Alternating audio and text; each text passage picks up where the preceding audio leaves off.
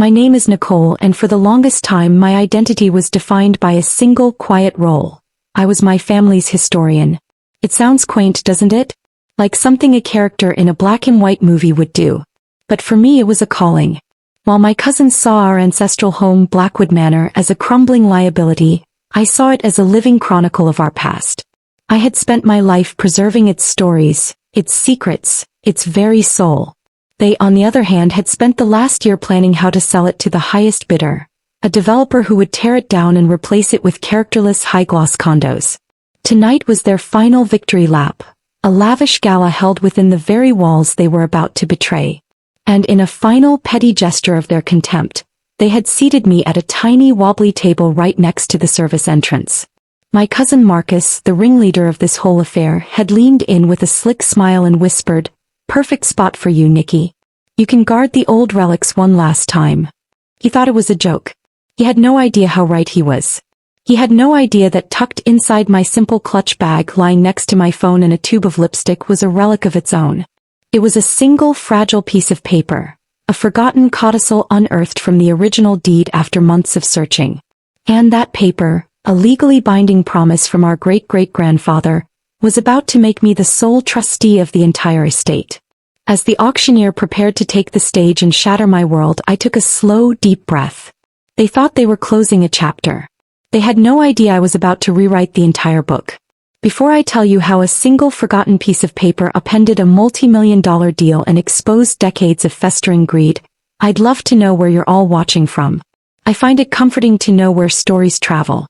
So please, drop your city or country in the comments below.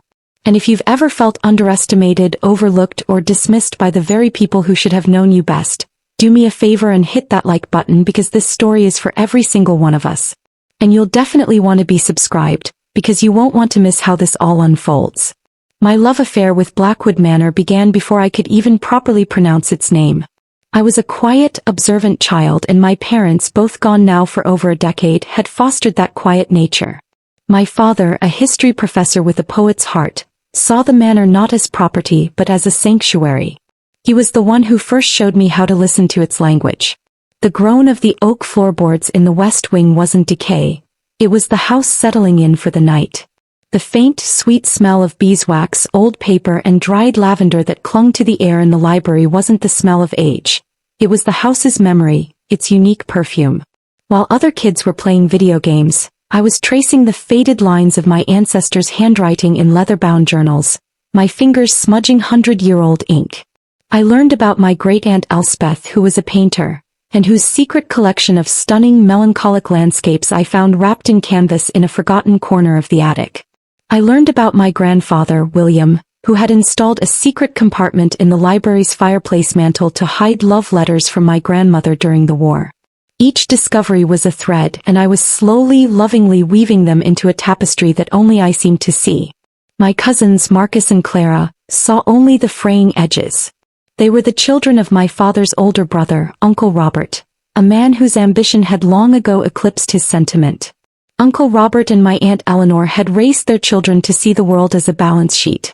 Heritage was a line item under liabilities. Marcus, with his sharp suits and sharper smile, had followed his father into finance and saw the manor as untapped capital. Its sprawling grounds were wasted space, its historic architecture an expensive upkeep nightmare. To him, the house wasn't a home, it was a poorly performing asset.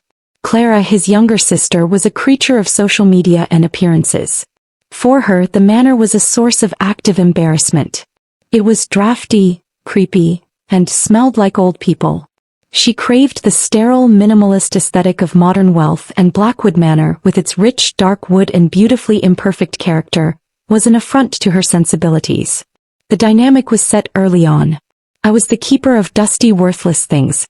They were the avatars of a bright, profitable future. After my parents passed away in a car accident when I was 19, that dynamic solidified into gospel.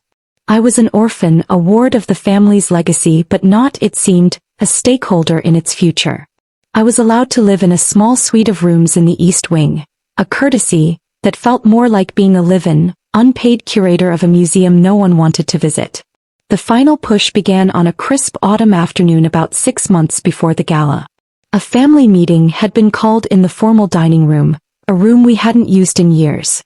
The long mahogany table which could seat 30 felt cavernous with just the 5 of us. Marcus naturally stood at its head. He had a projector set up and he clicked a button on a remote. An image of a sleek glass and steel building complex appeared on the wall, superimposed over a photo of the manor. Elysian Estates, the text read. He launched into a polished presentation, a symphony of acronyms and financial projections. He spoke of return on investment, of maximizing shareholder value, the shareholders being us of course, and of progress. He made it sound so clean, so logical, so inevitable. The developer's offer is beyond generous, he concluded, his eyes sweeping over us. It allows us to finally divest from this burden, and provides each of us with substantial seed capital for our own futures. Clara chimed in, her voice dripping with practiced sincerity. Honestly, it's a relief. It's been so embarrassing having to explain this place to my friends. It's a money pit. This way we get to build something new, something that represents us. She looked at me then, a flicker of something like pity in her eyes. We can all finally move on. My heart was hammering against my ribs, a frantic bird trapped in a cage. I had known this was coming, but the cold, clinical presentation of it felt like a violation. I had brought my own folder, a project I had poured my soul into for the better part of a year. I have another option, I said, my voice smaller than I wanted it to be. I opened my folder on the table. Inside were architectural sketches, a detailed business plan, letters of support from the local historical society, and a budget proposal. We could turn the manor into a historical foundation. A non-profit. We could restore the West Wing, turn it into a boutique hotel or an event space. The library could be open to researchers. We could preserve the house, make it self-sustaining, and share its history with the public. I looked up, my eyes pleading. It could be a legacy, not just a memory. There was a moment of stunned silence before Marcus let out a short, sharp laugh. It wasn't a kind laugh. It was a sound of pure dismissal. A boutique hotel? That's adorable. It's a cute little school project, but we're talking about real money here. Millions. Not a bake sale to fix a leaky roof. Clara didn't even try to hide her smirk. A museum? How thrilling. Who would even come? Honestly, Nicole, you have to get your head out of these dusty old books. I looked to my aunt and uncle for support, a fool's hope. Uncle Robert was staring at Marcus's projection, his eyes glazed over with the promise of numbers. Aunt Eleanor simply reached across the table and patted my hand, her touch as light and meaningless as a feather. Dear, she said, her voice gentle but firm, you have a wonderful imagination. A true artist's soul like your father. But this is business. It's best to leave the business to the men. The condescension in that single sentence was a physical blow. It wasn't just that they were dismissing my idea, they were dismissing me. My work, my passion, my connection to this house. It was all reduced to a cute school project, the sentimental daydream of a girl who didn't understand how the real world worked. I closed my folder, the click of the binder echoing the sound of a door slamming shut in my heart. They didn't see me.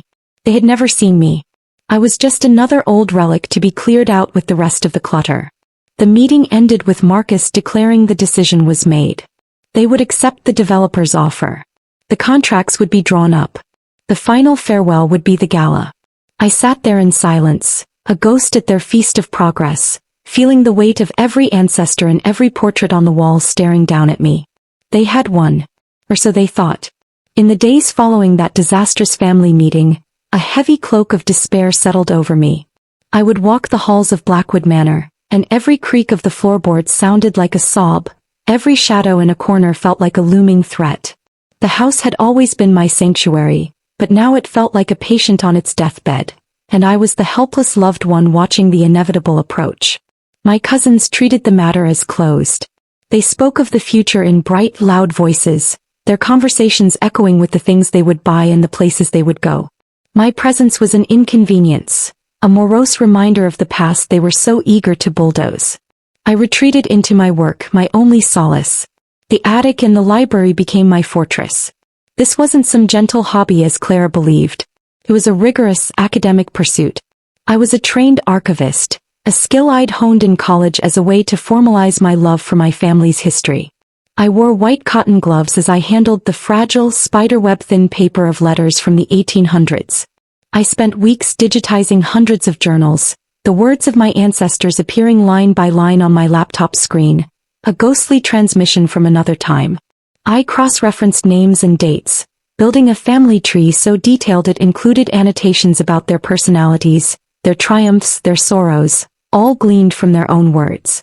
My greatest connection was with Thaddeus Blackwood, the man who had built this house in 1883. He was an industrialist, yes, but his journals revealed a man of profound sensitivity and foresight. He hadn't built a mansion to flaunt his wealth. He had built it to be an anchor. "This house shall not be a monument to one man," he wrote in an entry dated May 12, 1885. "It must be a vessel, a living heart that pumps the blood of our story through the veins of generations to come. It must stand as a testament that a family is built not of individual stones, but of the mortar that binds them." Reading his words felt like a direct communion. I felt the weight of his intention, a sacred trust that my cousins were treating like scrap metal. Marcus saw the house as stone and wood. Thaddeus and I saw it as mortar. My own father had been the keeper of that trust before me. I remembered one afternoon I must have been about 10 when he found me in the library trying to decipher Thaddeus's elegant, looping script. He didn't shoo me away. He sat down beside me, his large, warm hand covering mine. "He had a vision, you know," my father had said, his voice soft. "He knew people forget. He knew that money can make people deaf to the whispers of the past." He then led me to the grand fireplace and showed me how one of the carved oak lions on the mantelpiece could be twisted just so, revealing a small hidden cavity.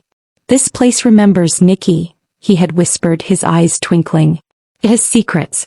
It holds its own. Never forget that." The memory was so vivid it was painful. My father had passed the torch to me, and I was about to let it be extinguished. The feeling of failure was a bitter taste in my mouth. I started to wonder if my cousins were right. Was I just a foolish girl, clinging to a romanticized past while the real world moved on? Was my love for this place a weakness, a refusal to grow up? The self-doubt ate at me, eroding my resolve. Marcus would send me taunting text messages, links to minimalist apartments in the city. "Look, Nicky. No drafts. And no ghosts unless you count the one in your bank account. Oh." Each message was a small, sharp jab designed to remind me of my powerlessness. It was during one of these low points, sitting in the dusty silence of the attic and staring at a box of uncatalogued deeds and property tax records from the 19th century, that I thought of Mr. Abernathy. Arthur Abernathy had been my father's oldest friend and our family's lawyer for 2 generations before he retired. He was in his late 80s now, a man as old and sturdy as the oak trees on the manor's lawn. He was sharp, cantankerous, and possessed a deep-seated disdain for what he called the hollow men of the modern world, a category into which he definitely placed Marcus and my uncle. I hadn't spoken to him in over a year, hesitant to bother him with my problems. But desperation is a powerful motivator. I found his number and dialed, my hands trembling slightly. He answered on the second ring, his voice a gravelly rumble. "Abernathy. Mr. Abernathy? It's Nicole. Nicole Blackwood." There was a pause and then his voice softened just a fraction. "Nicole. My dear girl. It's been too long. How are you holding up in that big old house?" The simple kindness in his question undid me. The tears I'd been holding back for weeks began to fall. I told him everything. The meeting, Marcus's developer, their condescension, my failed proposal, my overwhelming sense of defeat. I expected him to offer condolences, to tell me that sometimes the world is an unfair place.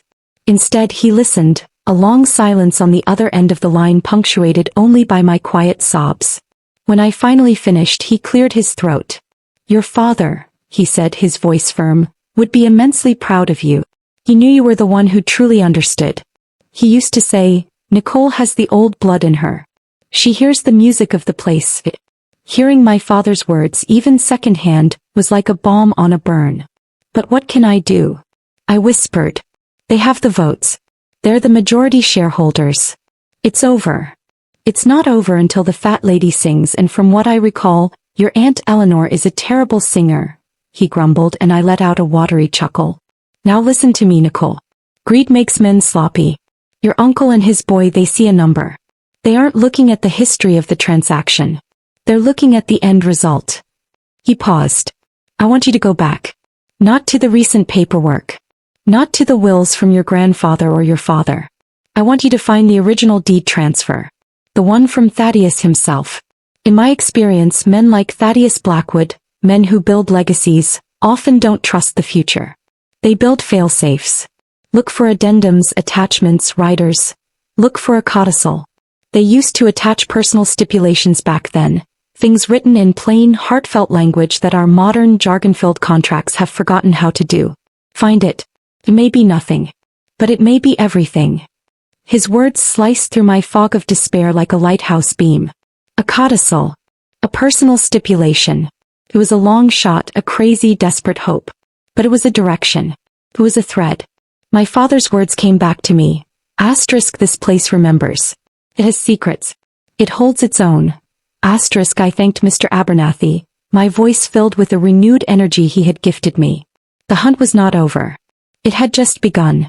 Armed with Mr. Abernathy's advice, I began my search with a new, surgical focus. It was no longer a general exploration of the family archives. It was a targeted mission. A codicil. An attachment to the original deed. I knew exactly where the house's most important documents were kept. In a large, black, fireproof safe behind a false panel of books in the library. My father had shown me the combination when I was 16, a day I remembered with perfect clarity. Some things are more valuable than money, Nicky, he'd said, his fingers guiding mine on the heavy brass dial. Memories, promises, legacies. These are the real family jewels. My cousins didn't even know the safe existed. They thought all the important paperwork was in a bank's vault downtown, and for the most part they were right. But my father, like Thaddeus before him, had a flair for the sentimental and the theatrical. He kept the heart of the house right here inside its walls. The air in the library was cool and still as I spun the dial. The tumblers fell into place with a series of satisfyingly solid clicks. The heavy door swung open with a low groan, revealing stacks of leather-bound folders and document boxes. I pulled out the one marked Blackwood Manor, deed of title 1883. My hands, covered in white cotton gloves, were surprisingly steady. I felt a sense of purpose, a calm that had eluded me for months. I carried the heavy folder to the long library table, the polished wood reflecting the dim light from the green glass banker's lamp. I untied the faded red ribbon and opened it. There it was, the original deed. A beautiful piece of calligraphy on thick vellum-like paper, its ink a deep, rich brown. I read through it, the legal language dense and formal. It detailed the transfer of the land and the plans for the construction. But there was nothing else. My heart sank. Had Mr. Abernathy been wrong? Was this another dead end? I refused to believe it. I ran my fingers along the inside of the leather folder, feeling for any hidden pocket, any unevenness. Nothing. Disappointment washed over me, cold and sharp. I sat there for a long moment, staring at the deed. Thaddeus's words from his journal echoed in my mind. A vessel, a living heart. A man who thought like that wouldn't just leave its fate to chance. I carefully lifted the main deed out of the folder. And that's when I saw it. It wasn't attached. It was lying underneath, almost fused to the leather by a century of pressure and time. It was a separate page, a single sheet of paper, much thinner and more fragile than the deed itself. It had been folded into a small square and sealed with a drop of dark red wax, stamped with the Blackwood family crest, a stylized oak tree. My breath caught in my throat. This was it. With the delicate precision of a surgeon, I used a letter opener to carefully slice through the wax seal, trying not to tear the brittle paper. I unfolded it. The ink was faded, a pale ghost of its former self, and the script was the same elegant, looping hand as the journals. It was titled simply, A Codicil Regarding the Stewardship of My Home. My eyes scanned the words, and my heart began to pound a frantic, triumphant rhythm against my ribs. It was all there, written not in legalese, but in the clear, passionate voice of the man I had come to know so well through his private writings. He wrote of his fear that future generations, seduced by the siren song of easy commerce, might fail to understand the true value of the manor. He wrote that while ownership of the property might be divided by inheritance, its soul could not. And then I read the final crucial paragraph. Therefore let it be known and legally binding upon all my heirs in perpetuity, that the ultimate stewardship and sole irrevocable trusteeship of the Blackwood Manor estate, including all decisions regarding its maintenance, preservation, or potential disposal, shall be granted not by majority will, but to that one direct descendant and only that one, who demonstrates through sustained action and tangible commitment a singular dedication to the preservation of the house and its enshrined legacy above all other material or financial considerations. This trusteeship is to be an active, not a passive role. It is a burden of love and its authority is absolute. I read the paragraph again and then a third time, the words blurring through the tears that filled my eyes. It was a letter from the past, a hand reaching out across more than 100 years to rest on my shoulder. Sustained action, tangible commitment, singular dedication, preservation. He wasn't just describing a hypothetical person. He was describing me. My work. My life. Everything my cousins had mocked, my cute school project, my obsession with dusty old books, was the very evidence Thaddeus had required. He had built the lock and I, without even knowing it, had spent my entire life forging the key. This document wasn't just a piece of paper. It was my vindication. It was my shield. It was my sword. The first call I made was to Mr. Abernathy. I read the codicil to him over the phone, my voice thick with emotion. There was a long, impressed whistle on the other end of the line. "My word," he said, his voice filled with a lawyer's glee. "Thaddeus Blackwood, you magnificent old fox. Nicole, this is better than I could have imagined. It's a stewardship clause of the most ironclad variety. The language is specific, the intent is unambiguous, and because it's tied to the original deed, it supersedes subsequent inheritance laws regarding the control of the asset. They can own their shares on paper, but the trustee holds all the power. It's a checkmate." His advice that followed was crucial. "You must not breathe a word of this to anyone," he warned. "Not a soul. We need to get this verified, notarized by a modern firm to make it unassailable in court, and then we put the original in a bank vault. You will have certified copies. But as far as your family is concerned, you have given up. You are defeated.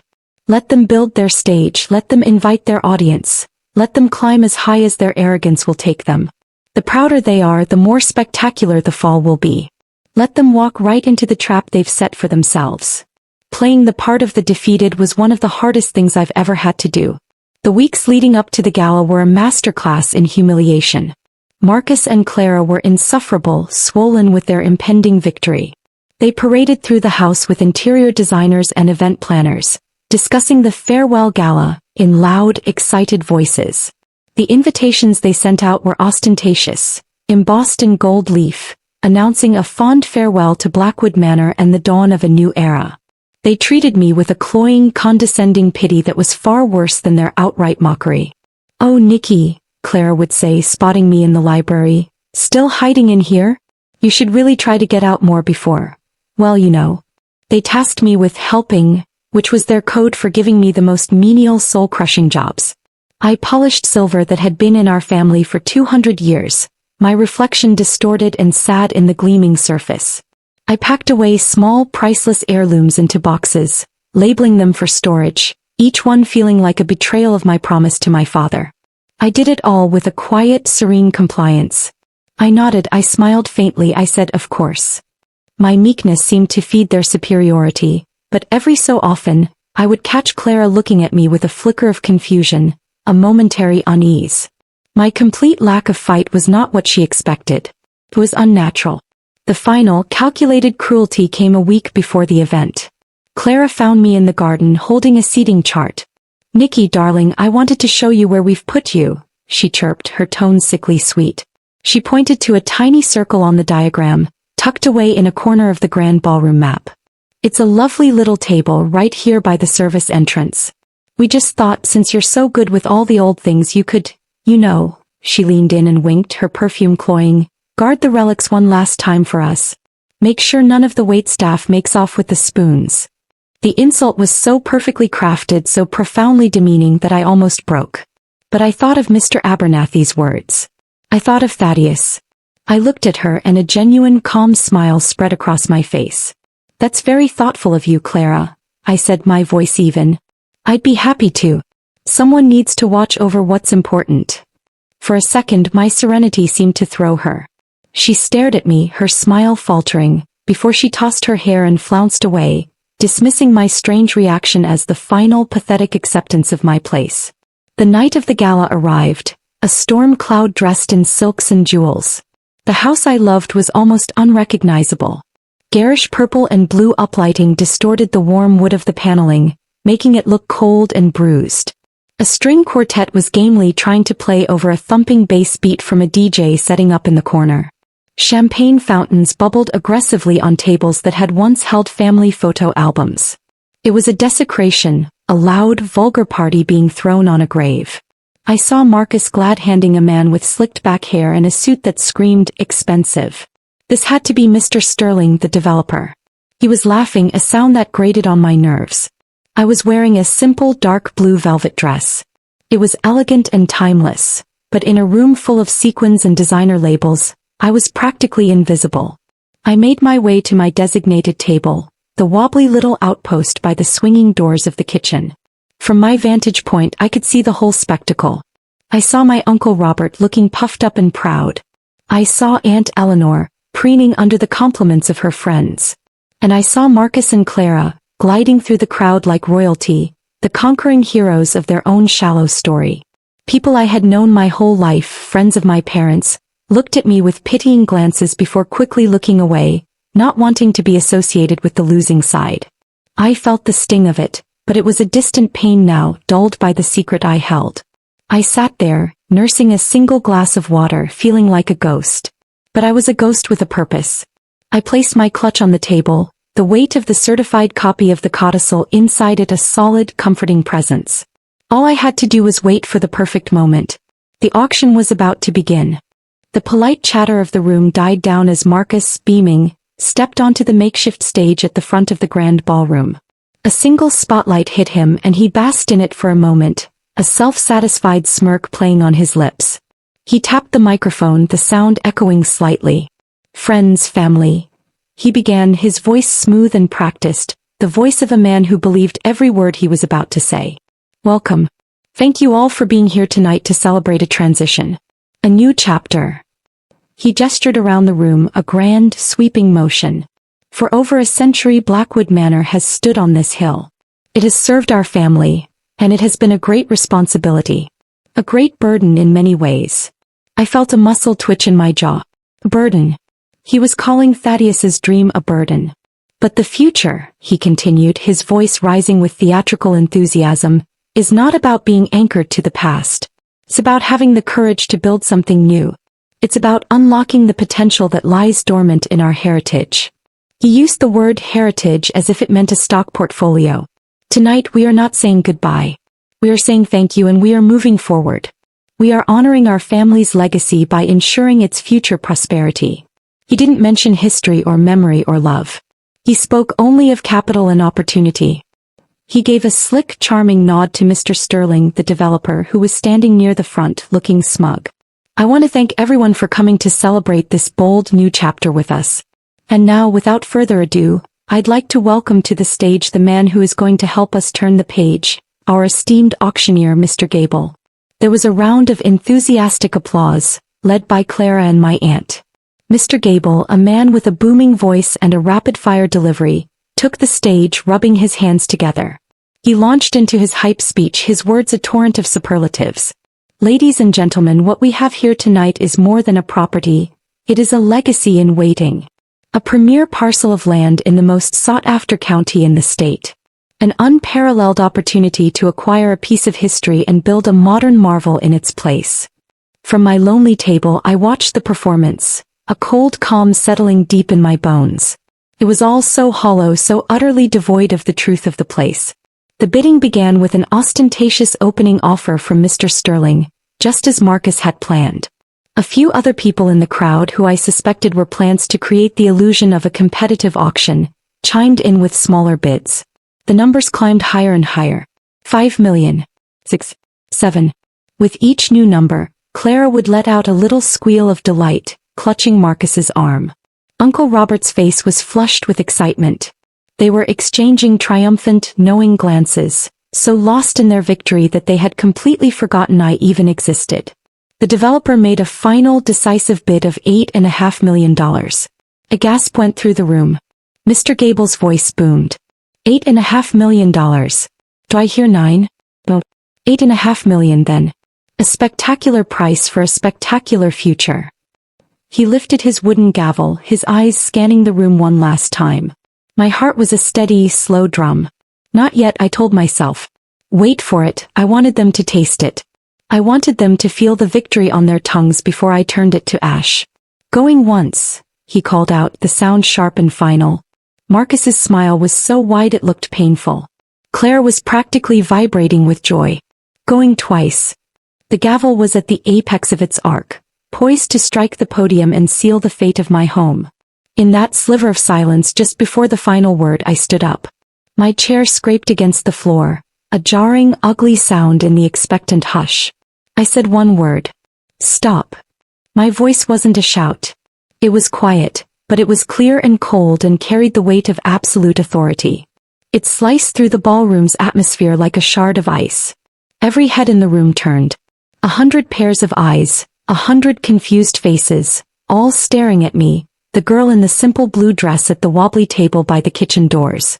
For a moment the world seemed to stop. The auctioneer froze, his gavel held aloft, his mouth slightly agape. Marcus's face, which had been a mask of triumph, twisted into a scowl of pure fury. Nicole, what in the hell do you think you're doing? He hissed, his voice a low, vicious command. Sit down. Now. I ignored him.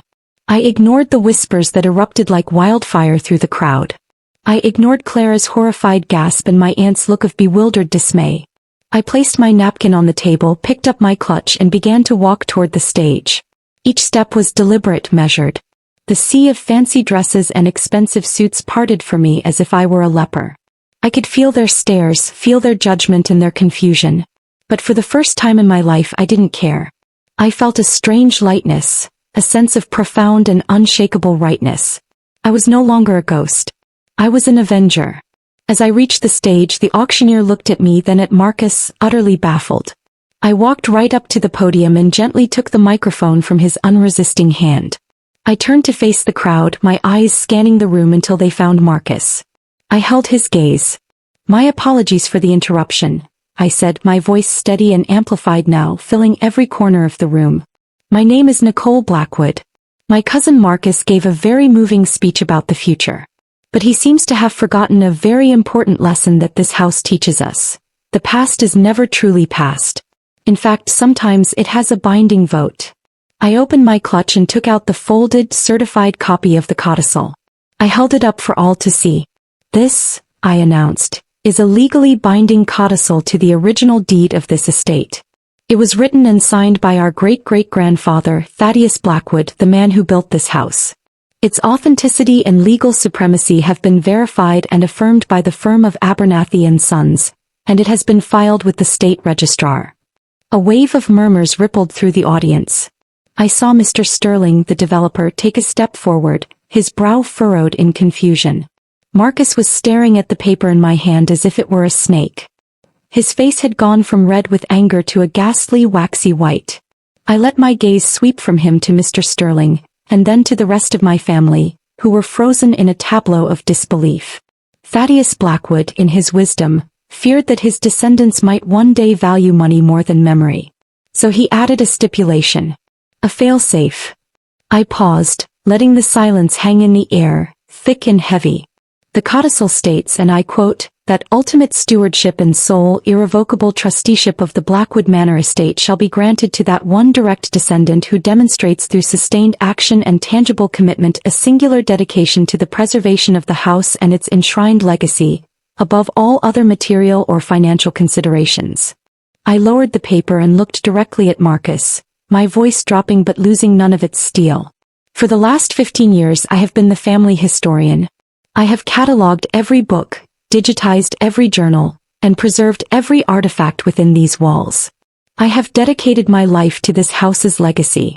My cousins, I said, my gaze shifting to Clara, who looked like she was about to faint, have actively worked to sell it for parts.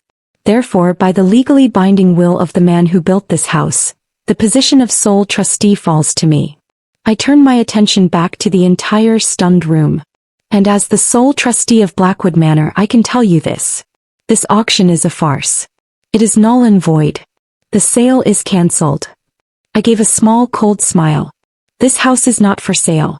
Not tonight. Not ever. Thank you all for coming. Please enjoy the champagne. For a full 10 seconds there was absolute stunned silence. The only sound was the faint hum of the microphone in my hand. It was as if I had detonated a bomb that no one had heard, and they were all just now feeling the shockwave. Then chaos erupted. The room exploded in a cacophony of whispers, gasps and frantic murmurs. The facade of polite society crumbled in an instant. Mr. Sterling, the developer, was the first to find his voice. His face was a mask of thunderous rage. He strode toward Marcus, jabbing a finger in his direction. What is the meaning of this, Blackwood? Is this some kind of sick joke? Did you bring me here to humiliate me? Marcus was completely catatonic. His mouth opened and closed but no sound came out. He looked like a fish gasping for air. Clara, however, found her voice, and it was a piercing shriek of fury and disbelief. She's lying. He has to be lying. Daddy, do something. She can't do this. Uncle Robert, for his part, looked utterly bewildered, blinking as if he'd just woken from a long nap into a nightmare. It was then that a calm, authoritative figure emerged from the back of the room. It was Mr. Abernathy, dressed in a perfectly tailored, if slightly old-fashioned tweed suit. He had been standing near the entrance the whole time, a silent observer. He walked forward carrying a handsome leather briefcase and stopped beside me. I can assure you, Mr. Sterling, it is no joke, he said, his voice carrying easily through the din. My name is Arthur Abernathy. My firm has represented the Blackwood estate for over 50 years. We have thoroughly examined the codicil. It is authentic, it is legally sound, and its stipulations regarding the trusteeship are, as Miss Blackwood stated, absolute and irrevocable. Any attempt to proceed with this sale or any sale without the express consent of the trustee, that is, Miss Nicole Blackwood, will be met with swift and severe legal action. He opened his briefcase and produced another certified copy, offering it to the developer. I have all the necessary documentation right here, should your legal counsel wish to review it. Mr. Sterling stared at the paper, then at Mr. Abernathy's resolute face, and then back at Marcus's slack-jawed expression of horror. He knew he was beaten. With a curse that was loud enough for the front rows to hear, he turned on his heel and stormed out of the ballroom, shoving past a stunned Marcus without a second glance. His departure was a signal. The party was officially spectacularly over. The guests, sensing the immense social fallout to come, began to flee, whispering excitedly amongst themselves. They had come for a celebration and had been treated to a public execution. Within 10 minutes the grand ballroom was empty, save for the 5 of us and Mr. Abernathy. The gaudy decorations and abandoned champagne glasses looked tragic in the sudden, echoing silence. My family finally turned to face me. The shock had worn off, replaced by a torrent of raw, undiluted rage. Marcus was the first to snap out of his stupor, his voice a venomous hiss. How could you, he seethed, taking a step toward me. How could you do this to us? To this family? You stood there and you humiliated us in front of everyone. You humiliated yourselves, I replied, my voice calm. I just held up a mirror. Clara burst into ragged, angry sobs. I hate you. I have always hated you. You were always the weird, quiet little mouse in the corner, jealous of us. You couldn't stand that we were finally going to be free of this dump, so you had to ruin it. You've destroyed our future. Aunt Eleanor rushed to Clara's side, trying a different, more insidious tactic. She looked at me, her face a mask of wounded sorrow. Nicole dear, this isn't you. This is anger and grief talking. Your father wouldn't have wanted this. We can still sort this out. We can be a family. There's enough money for everyone. We can make you a very generous offer. This was never about money, I said, cutting her off, my patience finally gone. Don't you understand? That's the one thing none of you have ever been able to understand.